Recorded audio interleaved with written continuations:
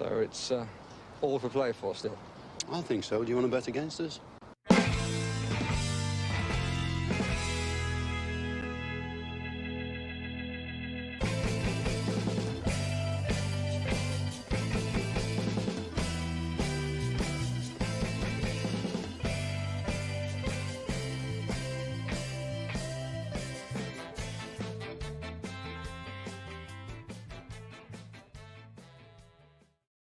Hello, Villa fans, and the team is out. Talk about that for timing. The team is out, and we have a team for today, which shows us with Robin Olsen, Konza Chambers, Pau Torres, and Seb Revan, Bailey, Kamara, Douglas Luiz, Tielemans, Kellyman, and Duran.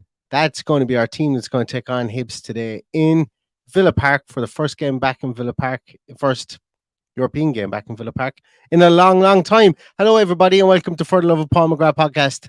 I'm here on my own today, but this is a nice little team to get my teeth stuck into because, as I say, there's quite a few changes in it. A couple of more players playing here than I thought would play.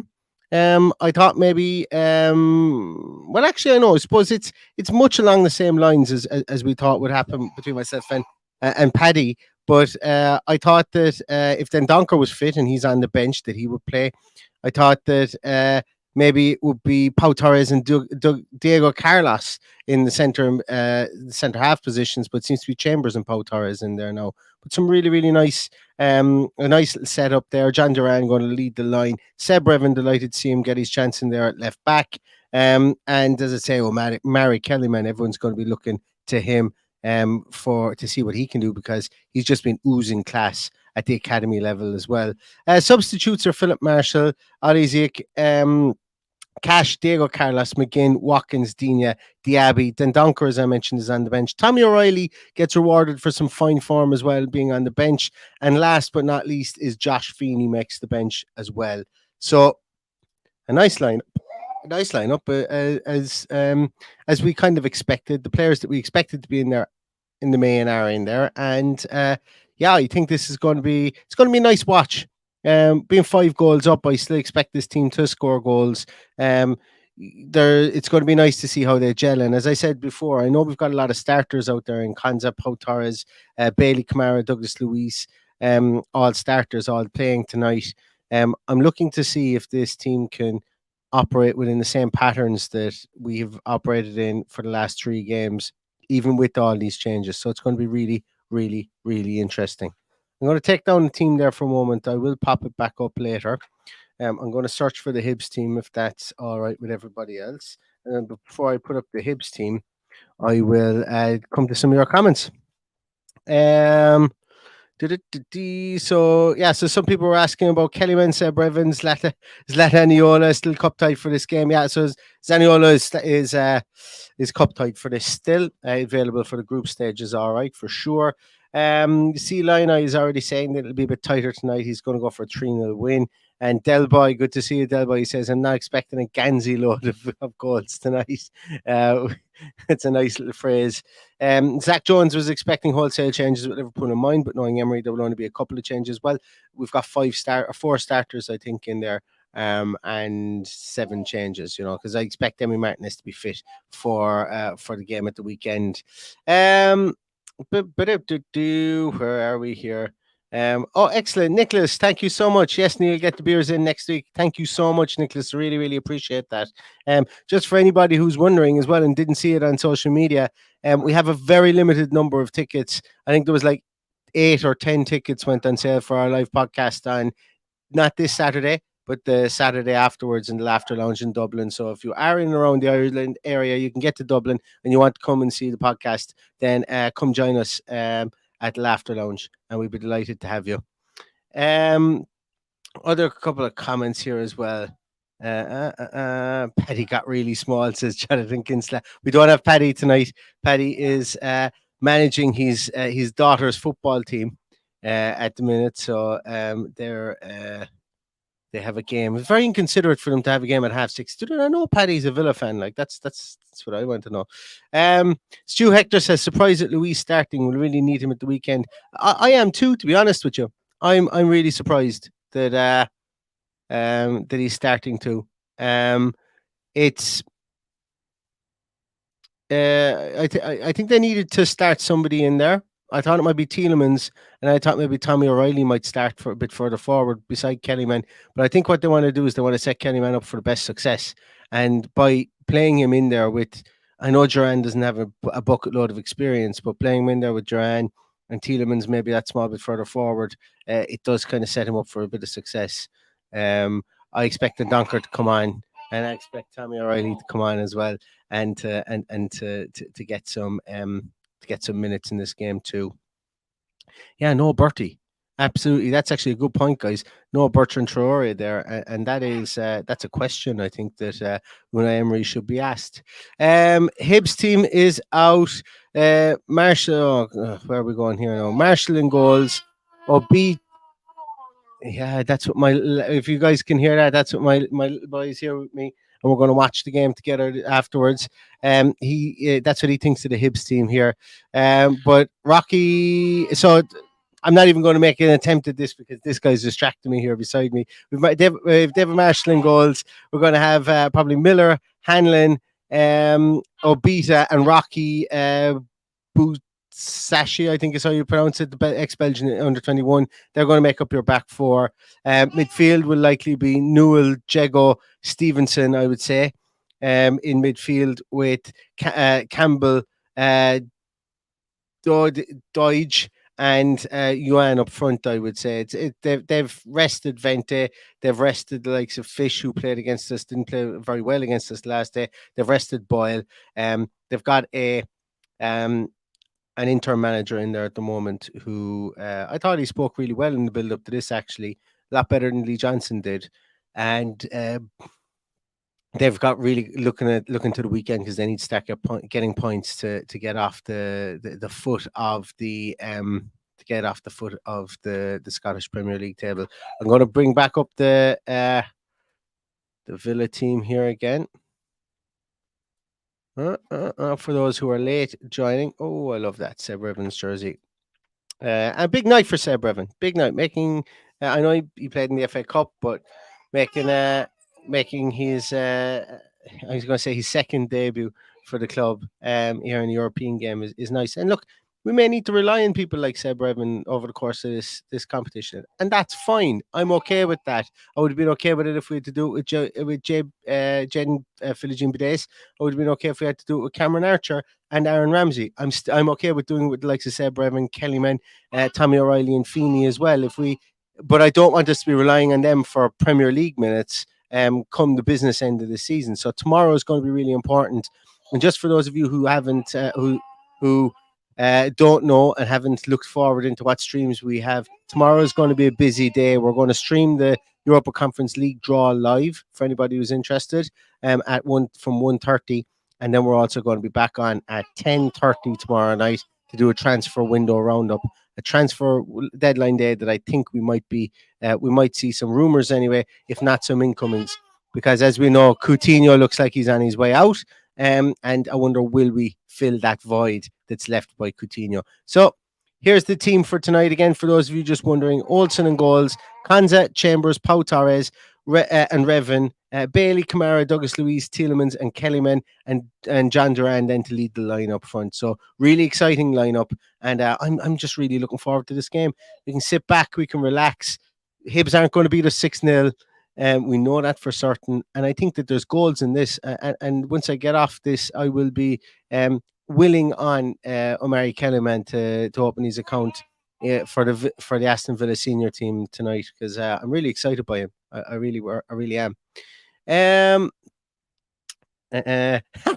Chris Cal says Paddy managing his daughter's football team got a feel for the ref. I'll let him answer to that one next time he's on the podcast. That'd be an interesting one. All right, I never thought of that. I wonder, is it just here? Is this his safe space where he feels okay to talk about refs? I'm not sure. Where are we? Yeah, a lot of people talking about Bertrand Traore. I don't know anything about Bertrand Traore. If you guys see it on Twitter while we're here, pop it into the comments and let us know if Bertrand Traore is injured or not. Let's just see. So Jake asks, is the game only on Villa TV? It's the only place it's being shown in the UK, as far as I know. If you're in the US, CBS Golazzo, I think is carrying the game as well. But yeah, I think Villa TV might be the only place it's been shown in the UK, which I'm really miffed about, to be honest with you. I'm pretty peeved about it. But look, as long as we get to see it, I don't really. I'm of the opinion. Look, as long as we get to see it, it's great. But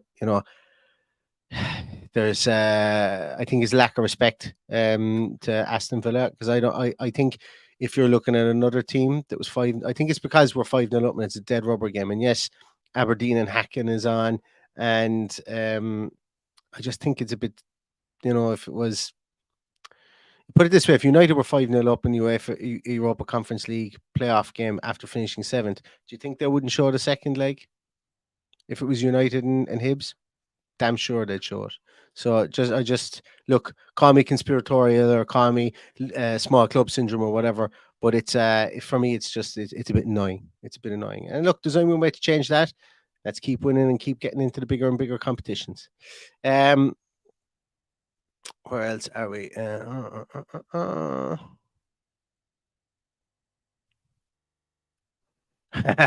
Brendan Miller says, "Don't do an Anfield agenda on it and say they won't score 6."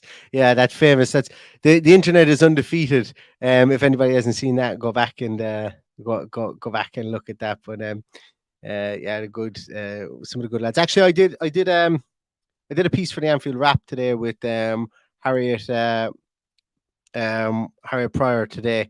If you guys do, if you are some people who do peruse the opposing fans websites and podcasts prior to games, check out the Anfield Wrap. You'll see me on it, and I'll be talking to Harriet, and I've got a good show put together. Good people over there, and yeah, as I say, I don't usually plug opposition podcasts, but they were really good to me today, and I really enjoyed speaking to Harriet today as well. So if you are looking forward to the Liverpool game, that'll probably be out tomorrow.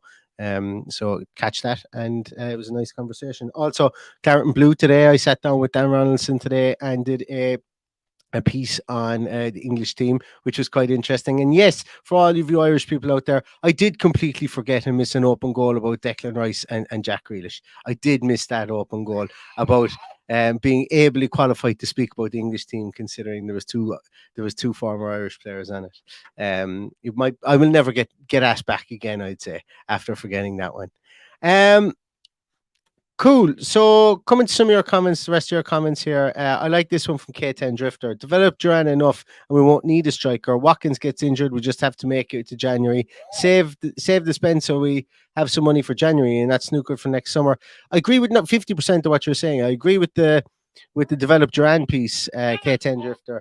I don't agree with waiting and hoping, and if Watkins gets injured, like limping our way, if you excuse the pun, to January, I think we can spend now, and I don't think whatever happens now. I love the whole this was a panic signing piece. I just don't buy into that, specifically when we're letting players go willfully and players like Coutinho and the young kids that we're letting go.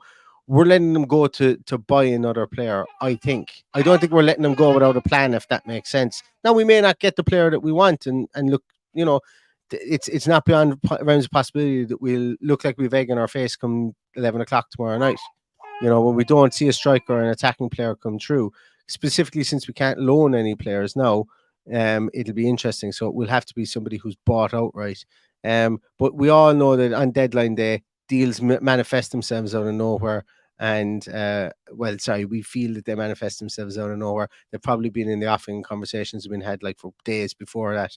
But I didn't expect to hear anything on a striker today, or an attacking player today. And the reason being is because the club seems very locked in for this game, first game back in Villa Park in Europe. I don't think that they would. Like tomorrow, I'd say we'll hear things come out, and we may hear nothing, but it's going to be interesting either way. And we will definitely have something to talk about tomorrow night at 11 o'clock when or whenever the transfer window slams shut, as transfer windows always seem to do. Where are we? Yeah, I'll talk a small bit about that actually, because we've spoken about the starting 11s there, and the opportunities players have. But just to give you a little recap, I don't really mind Konza and Watkins not getting into the England squad. I'm like, well, obviously, look, I'm an Irishman. I don't really mind the England squad at all. Realistically speaking, I don't really mind the Irish squad either. For anybody who cares, um, just because I've I'm on record as saying that, like, I find it very easy to tune out the international football, um, because I think some countries take it seriously and others don't, and that's like it's the yeah, I won't get into it because this isn't what the podcast is about. But with Watkins and Konza not being called up for England, I think that's actually brilliant news for Aston Villa, because the shape work that can be done in 2 weeks over this international break, the work Watkins can put in, the work Konza can put in, the work that Moussa Diaby can put in now with his teammates getting to know Watkins more up top, Luca Dean being there as well. Like, realistically speaking, the only player that hasn't the only well, Emi Martinez was called up, and Boubacar Kamara was called up, Matty Cash was called up. So like they're the three players that are really out of our first 11, if you really want to call it. They're the ones that we're going to miss the most. Um, I think anyone else there is kind of intertwinable. I'd expect Tielemans. I didn't see was the Belgian squad announced. I'd expect Tielemans to be announced there as well. That's a bit of a bummer, because Tielemans would be nice to get him in around and assimilated into the team even more. But we're going to have the majority of our players. And I think when I spoke to Dan today, we spoke about the fact that maybe 25, 30 years ago, it was a case whereby you go playing international football to play with better players and to learn from them, and you come back a better player from playing international football. Whereas now, when club football is it's so philosophy based and system based. What do you really gain going away from your club? Like, and strictly speaking, from being an Aston Villa fan, what do they gain going away from their club to learn a watered down system that they have to implement within 2 or 3 days, to then come back to their club, whereby they have an inherited system that they are trying to hone and fine tune. So for me, for me, being a football fan, I want our players to do well, but at the end of the day, the benefits of not being called up for international duty are huge to the club. They're huge to the club, specifically a club that wants to limit the amount of minutes in our players' legs, because we're going to be fighting on extra funds this season. So that's my thoughts on that. LK Marquez, good to see you, LK.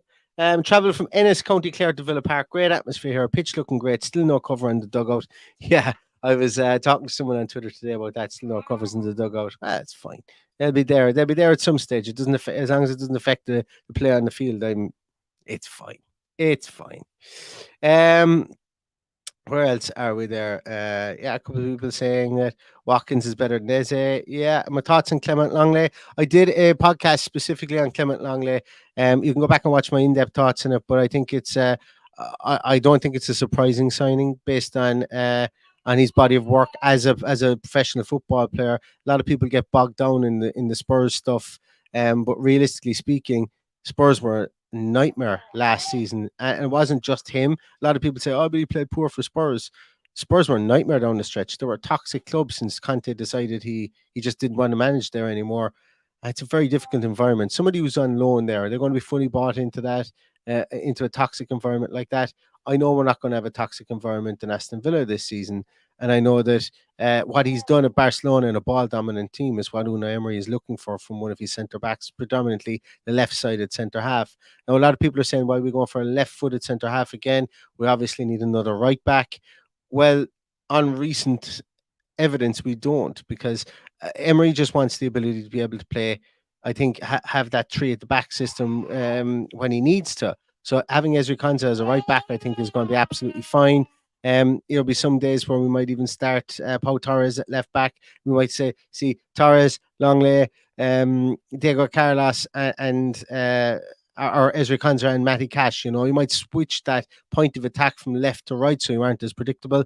And I think there's loads of options in this, but the main thing here is to have that passing ability coming from the back and having that somebody who's comfortable with within a ball dominant team, comfortable of being somebody who can be handed 50, 60, 70 passes a game. And I think that's just pivotal to Unai Emery's setup with Aston Villa. So on all that evidence, Clement Longley makes a smart decision. Lot being made of his contract and what Villa are paying him. Nobody knows what Villa are paying him. The 75% seems like an awful lot. Go back, look at the context. There was deferred wages there. Who knows what that contractual side was, whether it was those deferred wages were going to be paid regardless, whether he was sold, whether he was loaned. There's all different caveats that none of us know about. I don't bog myself down in that too much. And until they come out of Clement Longley's mouth about how much he's earning, I'll still remain skeptical about anything that anybody says, what any players are earning. So yeah, that's just my thought on it as well. Where else are we? A couple of more there. John the Jenny. Oh no, good evening. You're not been too well. Pesky heart attack. Jesus, I hope you're recovering well, John. But not seen us lose since, so not too much sympathy. Please, hoping for a Chambers cracker. Yeah, we'll take a Chambers cracker today, man. I hope you're recovering well, John. We met John at the Forest game last season, and we spent some time with him. John, you're a good man, as I say, and I hope your two young lads are doing well as well. But recuperate, and I hope to see you back in Villa Park very soon, man. That's hopefully you're getting better for sure. I'm going to wrap this up a small bit quicker because in case you aren't able to hear, my little man is here beside me and he's going to start getting crabby any minute. But if you guys want to start popping your the Villa team, Be Happy is looking for the Villa team. I've had it up 3 times already, Be Happy. Just got to be on time. It's Olsen, Konza, Chambers, Powell, Revan, Bailey, Kamara, Douglas Luiz, Tielemans, Kellyman, and Duran. The subs are Marshall, Ziyech, Cash, Diego Carlos, McGinn, Watkins, Digne, Diaby, Dendonker, Tommy O'Reilly, and Josh Feeney as well. So that's the team that goes out to battle for us today. A couple of score predictions. I won't go through all of them today, as I say, because this lad here is going to kick off any minute if my intuition is right. Dream Villain says 4-0. Gazok says 4-1 to Villa. Spicy Pricey's going for a 5-0 again. Western Hood is going for 3-0 Villa. R.A. Virtue is going for a 4-0. Paul Cox is going for 3-0. Jordy Villan is going 12-1 with 8 goals in the second half. And John Kinsella is going for 2-0. Lloyd 11 is going for 2-0. Be Happy is going for 4-0. C. Lina is going for 4-0 with Duran, Kellyman, and Yuri Tielemans. Jerry Levy has just gone for 3-0. Junior's gone for 4-0. Sniffnat's gone for 3-0. Richard Edwards gone for 3-0. Nick Bailey's gone for 2-0. Nicola's gone for 3-1. Love Bleeds has gone for 3-0. Brendan Miller's gone for 3-0. Audrey's gone for 3-0 with Duran getting 2. Rayleigh's gone for 4-0. Standing on the Word has gone for 3-1. Ian is going for 4-1. Michael McCarthy Smith is going for 2-0. Tara Roblex is going for 4-1. Sagittarius is going for 5-0. And I'm going to leave it at that, guys, because as I say, I can see the lip turning here with this fella beside me. Thanks so much, everybody, for joining me. I'm going to come back directly afterwards for a post-match podcast. If you want to join me and you'd like to hear my murmurings on this, and hopefully we see a John Duran hat-trick and an Omari Kellyman hat-trick, and we can talk about some wonderful talent we've got coming through. Please join us. Please join us for the podcast directly after the match on the final whistle. Also, I'll say it again, we've got a very limited amount of tickets. If you did not get tickets for our live podcast, we've had some returned and we put them back on sale again. There's about 8 tickets or 7 or 8 tickets up there. If you do wish to purchase them, they're on the link. Go to eventbrite.com and type in for the Love of Paul McGrath podcast and you'll see it there. There's some available there for those of you who couldn't get them the first time. But thanks so much, everybody, for watching and for listening. Really appreciate your time. We'll be back for a post-match podcast, and in the meantime, all that's left to say is up the Villa.